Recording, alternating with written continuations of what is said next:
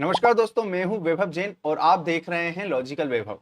JavaScript series की इस video में आज मैं आपको एरे डिस्ट्रक्शन के बारे में बताने वाला हूं। वैसे तो ये टॉपिक बहुत ही आसान है, मगर ये आपके कोड की लाइनें कम कर सकता है, आपके जो प्रोजेक्ट है उसकी परफॉर्मेंस बढ़ा सकता है। और आगे अगर आप रिएक्ट, नोट या एंगुलर करते हैं तो उसमें इसका अच्छा खासा यूज है। तो क्या है ये एरे डिस्ट्रक्चरिंग और किस तरीके से हमें इसको अपने कोड में लिखना रहता है, चलिए शुरू करते हैं। दोस्तों, जैसे कि आप मेरी स्क्रीन पे देख पा रहे हैं, मेरी एक फाइल है code.js। मैं इसमें एक एरे बना लेता हूं क्योंकि हम एरे डिस्ट्रक्चरिंग पढ़ रहे हैं। तो मैं एक एरे बना लेता हूं, लेट पर्सन। और पर्सन के इस एरे में सबसे पहले मैं अपना नाम लिख देता हूं वैभव, और मैं भोपाल से हूं तो मैं अपनी सिटी लिख देता हूं, और मैं अपनी हाइट लिख देता हूं 5.9, और मैं लिख देता हूं मेल। चलिए, मैंने एक एरे में अपनी 4 इंफॉर्मेशन लिख दी हैं। आप भी ऐसा एरे बना सकते हैं और किसी भी टाइप की इंफॉर्मेशन लिख दे सकते हैं।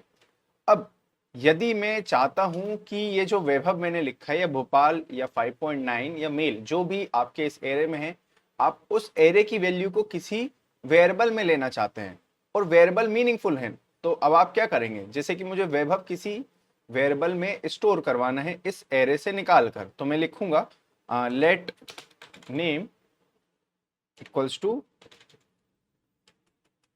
पर्सन।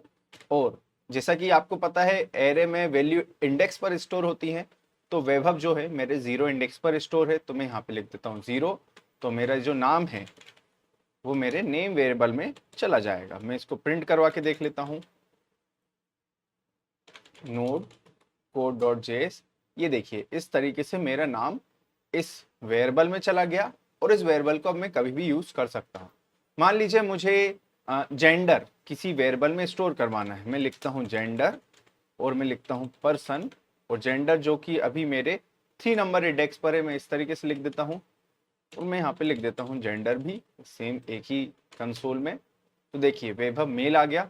इस तरीके से मैं अगर अलग अलग वैल्यूज को अलग अलग वेरिएबल में लेके आना चाहता हूँ तो मुझे अलग अलग लाइन लिखनी पड़ेगी और अलग अलग टाइम्स उनके इंडेक्स लिखने पड़ेंगे। पर अगर आपको या मुझे या किसी भी व्यक्ति को जावास्क्रिप्ट में एरे डिस्ट्रक्चरिंग आती है तो वो इन सब कामों को एक लाइन में परफॉर्म कर सकता है। वो कैसे, अब बताते हैं। पहले मैं इनको कमेंट कर देता हूं। लेट, जैसे कि मैं एरे डिस्ट्रक्शन कर रहा हूं तो मुझे इधर जो सिंबल यूज करने पड़ेंगे वो एरे के करने पड़ेंगे, और फिर उसके राइट साइड में मुझे वो एरे लिखना पड़ेगा जिसकी वैल्यू मुझे चाहिए। तो मैं यहाँ पे लिख देता हूँ पर्सन। अब जैसा कि आपको मालूम है फर्स्ट इंडेक्स पर मेरा नाम स्टोर है, तो इस तरफ ये जो एरे का मैंने साइन बनाया है स्क्वायर ब्रैकेट, उसमें फर्स्ट टाइम पे लिख देता हूँ नेम। देन सेकंड नंबर पे मेरी सिटी है तो मैं इधर लिख देता हूँ सिटी। थर्ड नंबर पे हाइट, एंड लास्ट पे है मेरा जेंडर।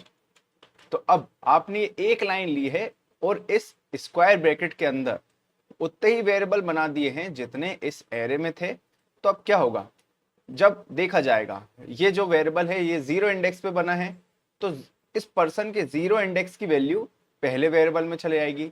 सिटी जो वेरिएबल है वो 1 इंडेक्स पे बना है, तो इस पर्सन के 1 इंडेक्स की वैल्यू सिटी में चले जाएगी। ऐसे आगे चल चल के आप अलग अलग इंडेक्स की वैल्यू रख सकते हैं। जैसे कि थर्ड नंबर पे इंडेक्स पे हाइट है तो हाइट, और आखिरी पर मेरा है जेंडर, तो जेंडर। अब मैं अगर यहाँ पे सेम लाइन को एग्जीक्यूट करता हूँ तो देखिए वैभव मेल आ गया, और अगर मैं यहाँ पे लिख देता हूँ सिटी तो यहाँ पे मेरा भोपाल आ गया है। अब इस एरे डिस्ट्रक्चरिंग में ध्यान रखने वाली बात यह है, अगर आप वेरिएबल ले रहे हैं तो आपको उन वेरिएबलों को उसी ऑर्डर में जमाना पड़ेगा जिस ऑर्डर में एरे में वैल्यूज हैं। जैसे कि अगर आप नेम को पीछे रख देते हैं और सिटी को आगे, तो ये नहीं समझता कि मुझे नेम में ही वैल्यू डालना है। ये तो सिर्फ ये देखता है फर्स्ट इंडेक्स पे जो वेरिएबल है पर्सन की, फर्स्ट इंडेक्स की वैल्यू उस वैल्यू पे चले जाएगी। तो जैसे 0 पर सिटी है तो पर्सन का 0 इंडेक्स की वैल्यू सिटी में चले जाएगी, चाहे वो कोई भी वैल्यू हो। इधर वैभव एक नाम है, मगर आपने अगर ऑर्डर गलत लिखा तो पहले इंडेक्स की वैल्यू पहले पे, दूसरे इंडेक्स की वैल्यू दूसरे पे, इस तरीके से चले आएगी। तो एरे डिस्ट्रक्चरिंग वैसे तो बहुत आसान है और बहुत यूजफुल है, बट हमें सिर्फ एक चीज का ध्यान रखना है, हमें वेरिएबलों की ऑर्डरिंग सही तरीके से करनी है। अगर आप इसका ध्यान रखते हैं तो आप एरे डिस्ट्रक्शन को बहुत अच्छे से यूज कर सकते हैं। और आप देखिए अभी अपन ने 2 वेरिएबलों के लिए 2 लाइन बचाई है, पर ऑलरेडी हमने इसमें 4 वेरिएबल यूज किए हैं।